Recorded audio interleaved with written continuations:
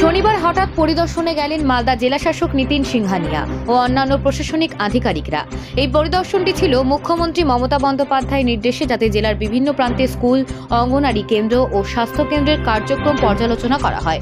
পরিদর্শনে অংশ হিসেবে জেলা শাসক সহ অন্যান্য আধিকারিকরা হবিবপুর ব্লকের আইহো, কান্তুরকা অঞ্চলে সহ বিভিন্ন স্থান পরিদর্শন করেন।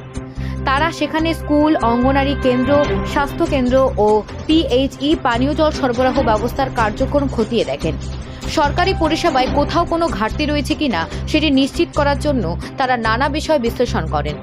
জেলাশাসক নিতিন সিংহানিয়া জানান, যদি কোনো পরিষেবায় ঘাটতি পাওয়া যায় তবে তার তৎক্ষণাৎ ঠিক করার নির্দেশ দেওয়া হবে।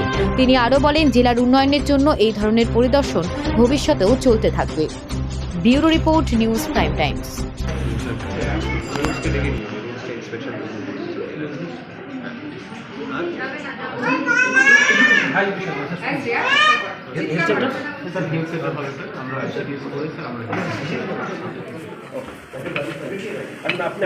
খোলা রেখে দিলে না নষ্ট হয়ে যায়, অনেকদিন ধরে পোকা লেগে যাচ্ছে, তো ওই জন্য প্যাকেট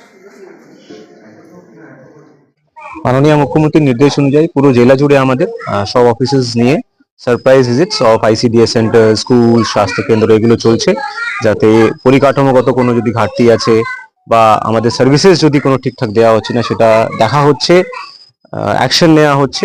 তো সেই মর্মে আজকে আমার ভিজিট। এটা কেমন পেলেন?